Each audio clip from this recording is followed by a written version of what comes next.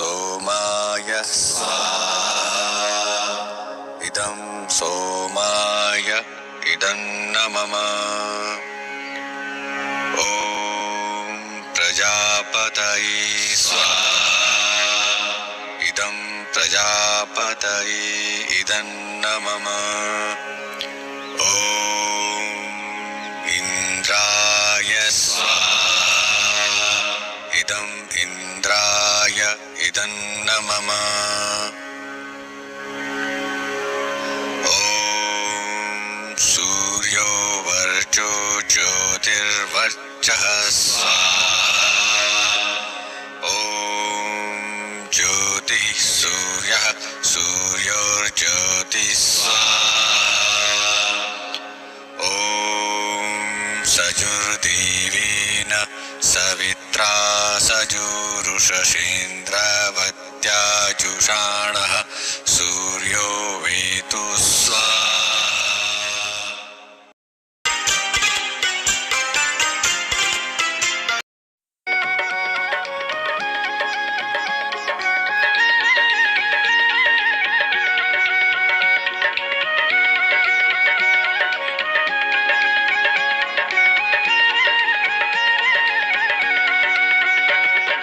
भजन में ओम का नाम न हो उस भजन को गाना ना चाहिए।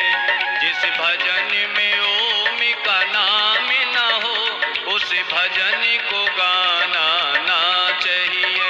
जिस भजन में ओम का नाम न हो उस भजन को गाना ना चाहिए।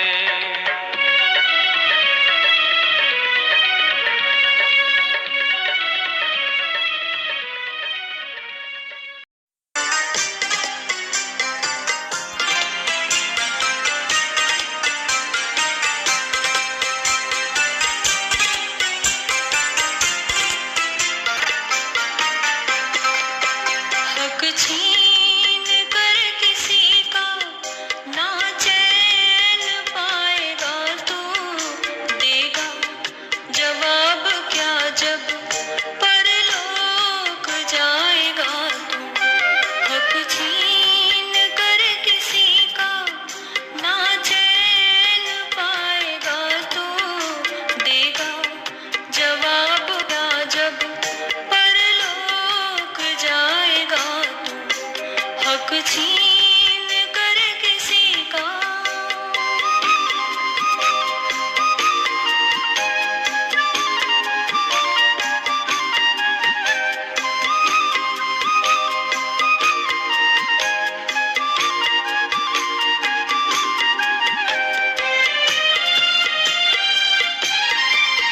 क्यों भूलता है जग में भगवान तू नहीं है सबसे बड़ा जगत में बलवान तू नहीं है अपने।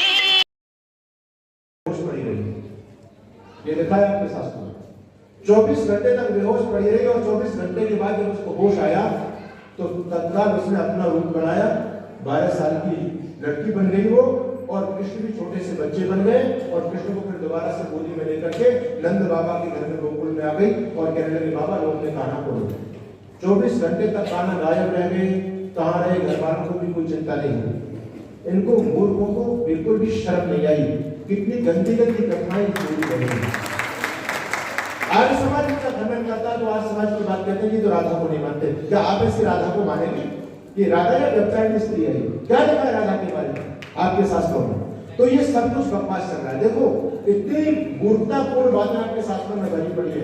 मैं राधा के बारे में ज्यादा डिटेल नहीं कहूंगा। हमारे मंत्री और कुछ नौजवान मेरे पास में गए, मैंने कहा स्वामी जी आपका एक वीडियो बहुत ज्यादा वायरल है राधा रहस्य के नाम से, आपको ज्यादा कुछ सुनना है राधा के बारे में तो आप यूट्यूब पर बोलिएगा राधा रहस्य स्वामी सच्चिदानंद जी महाराज। तो लगभग 1 घंटे का मेरा वीडियो है, उसमें मैंने पूरे प्रमाणों के साथ में सिद्ध किया है और दुनिया के लोगों को चैलेंज दिया है कि वास्तव में राधा नाम की कोई महिला थी नहीं। आप लोगों ने भगवान श्री कृष्ण को बदनाम कर दिया विधर्मी लोगों ने, और तुम विधर्मी लोगों की चाल को समझ नहीं पाए, तुम उस चाल में फंस गए। धरती के अंदर ये मूर्ख हिंदू जाति ऐसी जो अपने महापुरुषों के चरित्र को नहीं बचा पा रही। आप जिनको अपना शास्त्र मानते हो शास्त्रों में लिखा है चोर जार शिखमणि, एक विष्णु सहस्त्र नाम की पुस्तक है। उस विष्णु सहस्त्र नाम में भगवान विष्णु के 1000 नाम गिनाए गए। विष्णु यानी भगवान श्री कृष्ण। और जानते हो उसमें एक नाम कौन सा है? उसमें एक नाम ये भी लिखा है चोर जार शिखामणि। कृष्ण चोर और जार यानी व्यभिचारी लोगों के नेता थे, उनके भी शिखामणि थे। यह आपके शास्त्रों में लिखा है। कोई विधर्मी भगवान श्री कृष्ण पर आक्षेप करता है, मुझे बताओ आप उसके प्रश्नों का कैसे उत्तर दे पाओगे? मैं मध्य प्रदेश के अंदर गया और वहां पर बहुत बड़े पैमाने पर धर्मांतरण हुआ। दूसरे दिन जब हम लोग वहां पर पहुंचे तो वहां पर जो लोग कन्वर्ट हो गए थे लगभग 13 परिवार के गांव के अंदर, हमने उन लोगों से पूछा कि आपने राम और कृष्ण को क्यों छोड़ दिया? आप ईसा मसीह में कैसे, आपको ईसा मसीह के अंदर क्या विशेषता दिखाई दे गई? आपने सनातन संस्कृति को छोड़ दिया। वो लोग तो कुछ नहीं बोल पाए, लेकिन उनका फादर बैठा हुआ था। उनका फादर कहता, स्वामी जी आप बार बार हमारे ईसा मसीह पर टिप्पणी करते हैं और अपने कृष्ण और राम की प्रशंसा करते हैं, लेकिन मुझे एक बात बताओ ईमानदारी से, कृष्ण का चरित्र अच्छा है आपके कृष्ण का चरित्र अच्छा है, हमारे ईसा मसीह का चरित्र अच्छा है? मैंने कहा ईसा मसीह का क्या चरित्र है भाई? उसका तो कोई चरित्र है ही नहीं, कृष्ण का तो पूरा इतिहास है। वो कहता सुनिए मैं आपको बताता हूँ। कहता ईसा मसीह वो शख्स है जो धरती के लोगों के पापों की गठरी बांध करके सिर पर रख करके सूली पर चढ़ गया। ईसाई लोगों में मान्यता ये है जो व्यक्ति क्रिश्चियनिटी को स्वीकार कर लेता है वो अपने जीवन में कितना ही पाप करे उसको पाप का फल भोगना नहीं पड़ेगा, क्योंकि ईसा मसीह पहले ही उनके पापों का हरण कर चुके हैं, ऐसा वो लोग मानते हैं। जो शिव मार्ग का गामी था वो शिव कहलाया, जो वैष्णव मार्ग का गामी था वो वैष्णव कहलाया, और जो शक्ति मार्ग का गामी था वो शाक्त कहलाया। सरस्वती कहते हैं कि संसार के लोगों वेदों की ओर लौटो। वेद तुम्हारे मूल ग्रंथ है, वेदों में धर्म मूला। समस्त जो वेद है ये धर्म का मूल है। वेदा में परम चक्षु, वेदा सनातन धर्म के परम चक्षु है। जो भी देखना वो वेद के द्वारा देखना सीखिए।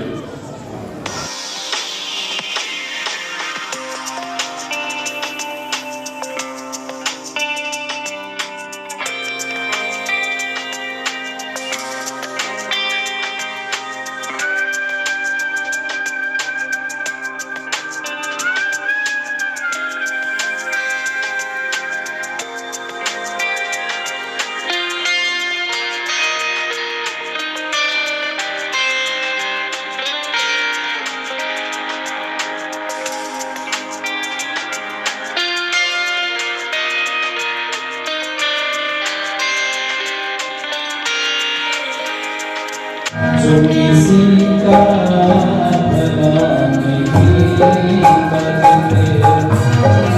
वंश उनके चला नहीं करते, वंश उनके चला नहीं करते।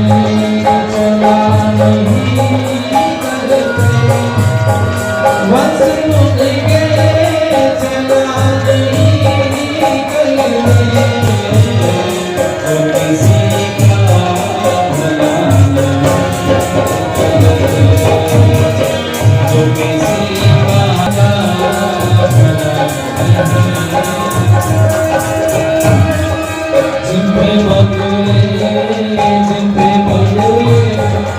जिनपे बंगुले वे गीत रहते हैं, जिनपे बंगुले वे गीत रहते हैं, जिनपे बंगुले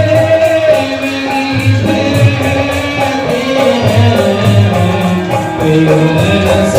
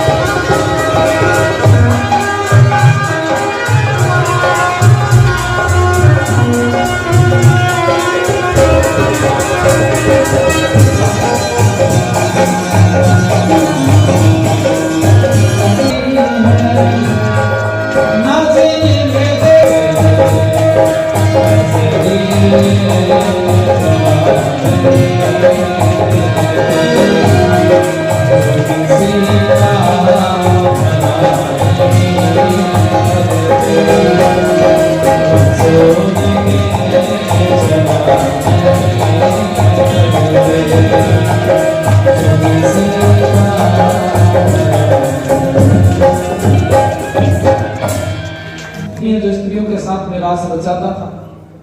मेरा कृष्ण वो कृष्ण भी नहीं है जो माखन चुरा के खाता था। मेरा कृष्ण तो वो कृष्ण है जिस कृष्ण ने स्त्रियों के वस्त्र नहीं उठाए, बल्कि जिस कृष्ण की वजह से एक स्त्री का वस्त्र हरण होने से बचाता, वो कृष्ण है। रास रचाने वाला, वो स्त्रियों को गली गली कूचे छेड़ने वाला कृष्ण मेरा कृष्ण नहीं है। मेरा कृष्ण तो वो है जिसने 5 पांडवों को लेकर के 100 कौरवों के ऊपर विजय प्राप्त करा करके और युद्ध के क्षेत्र में बोला था, यदा यदा हि धर्मस्य ग्लानिर्भवति भारत अभ्युत्थानम् अधर्मस्य तदात्मानं सृजाम्यहम् परित्राणाय साधूनाय विनाशाय च दुष्कृताम् धर्म संस्थापनार्थाय संभवामि युगे युगे। केवल इतना नहीं कहा था कृष्ण ने कि इस समय पर ना परमात्मा से प्रार्थना की, जब जब धर्म की हानि हो, अधर्म बढ़े, तो इस भारत भूमि पर धर्म की स्थापना के लिए पुनः पुनः मुझे जन्म मिले। वो कृष्ण हमारा। ये वाले कृष्ण में उसमें क्या अंतर है? तो एक भोगी कभी योगी नहीं हो सकता। ये तो भोगी बना दिया गया मेरे भोले हिंदुओं को। मैं भोला ही कहूंगा, आपकी कोई गलती नहीं। अरे जिसने मुसलमान साईं को पूज लिया हो, उसके लिए सारी बातें तो सामान्य लगती है। अपने वालों को तो कोई कुछ भी कह जाए, हमारे वालों को तो हम तो चुप होकर सुन लेते हैं। हम हिंदू है ना, हम सनातनी हैं, हम पौराणिक हैं, तो हमारे में एक आदत पड़ गई सुनने की, बर्दाश्त करने की। पर भाई देखो, सीमा से अधिक बर्दाश्त भी तो गड़बड़ होता है मामला। मैं आज आपको बताना चाहूंगा कि वो योगेश्वर कृष्ण ने काम क्या किए थे। पूज्य स्वामी जी अभी धुलाई करके गए हैं और देखो भाई आदि समाज के लोगों के पास में क्या है। हमने एक बाल्टी में साफ पानी रखा है, एक में वाशिंग पाउडर घुला हुआ पानी रखा है, दोनों बाल्टी साथ रखते हैं। और हमारे ही दूसरे भाई वो बाल्टी में कीचड़ रखते हैं, वो जहां कृष्ण मिलता है वहां कीचड़ उछालते हैं, पीछे हमारा नंबर आता है तो हम धुलाई करते हैं। हम बता रहे कि वो गलत है, वो तरीका ठीक नहीं। ये राधा की उत्पत्ति ब्रह्म वैवर्त पुराण में भी कहां से हुई? तो अपनी पीढ़ियों को बताओ, जो मैं बोल रहा हूं 100% सही है।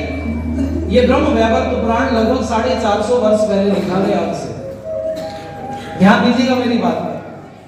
और एक राधा हुई उस समय पर, उस राधा के विषय में आज भी एक कहावत चर्चित है। मेरा वीडियो पड़ा है, आप इतना डालना, ना 9 मन तेल होगा, आगे आप बोल दो। वही राधा जी। ये मैं कोई नहीं कहूंगा कि चरित्रहीन स्त्री थी, इसका चरित्र गड़बड़ था, ये सुनने वाली बात है। ये राधा जरूर थी कृष्ण की प्रेमी, बहुत सुनने वाली बात है, ध्यान से। वो 450 वर्ष पहले एक नाचने वाली नृतिका स्त्री थी, बहुत सुंदर स्त्री थी, वो नाचती थी। तो उस समय पर फिल्मी गाने तो होते नहीं थे, उस समय पर तो योगेश्वर कृष्ण की भक्ति के गीत गाए जाते थे। तबले की ढोलक की थाप बजती थी, हारमोनियम बजता था, चिमटे झांझ मजीरे बजाए जाते थे। उस ऐसे माहौल में एक सुंदर युवती जब नृत्य करती थी पूरे शरीर को ढककर, मैं उसको अश्लील भी नहीं कहूंगा उस स्त्री को, वो जो उस समय पर नृत्य करती थी तो इतनी भीड़ इकट्ठी हो जाती थी। उस समय पर बिजली तो थी नहीं भैया, गैस तो थी नहीं, लालटेन तो थी नहीं, मशाल जलाई जाती थी। मशालों में बार बार तेल डाला जाता था, अब तेल इकट्ठा करना पड़ता था। तो जब राधा आती थी तो इतनी भीड़ आती थी, एक रात में 9 मन तेल लग जाता था, इसलिए कहना पड़ा ना 9 मन तेल होगा। अरे बोलो, ये कृष्ण की प्रेमिका थी, कृष्ण के गीतों पर नाचती थी। भाई मैं कह सकता हूं मैं कृष्ण का प्रेमी हूं, कृष्ण से प्रेम करता हूं, लेकिन कृष्ण तो राधा से प्रेम नहीं करते। भाई ये भेद समझना पड़ेगा आपको। हम एक चरित्र को बिल्कुल खत्म नहीं कर सकते, वहां उनके साथ में उसका कोई जिक्र नहीं है, लेकिन 450 वर्ष पहले जो राधा पैदा हुई वो नाचने वाली नृतिका थी और वो कहती थी मैं कृष्ण की प्रेमिका हूं, कृष्ण की प्रेमिका हूं। उसके बाद जब ब्रह्म वैवर्त पुराण लिखा गया तो ब्रह्म वैवर्त पुराण लिखने वाले व्यक्ति ने उस राधा का जिक्र कर दिया, 9 मन तेल वाली का। समझ में आई बात? अब जब एक पात्र कोई आ जाता है तो हमारी संस्कृति तो सनातन में फिर कहानी जोड़ दी जाती है, उसके साथ कुछ ना कुछ कहानी जोड़ देते हैं जिससे स्थायित्व हो जाए। और मैं आप लोगों से कहूंगा ध्यान देना, ऐसी कहानियों का कई बार लाभ भी होता है, कई बार नुकसान भी होता है।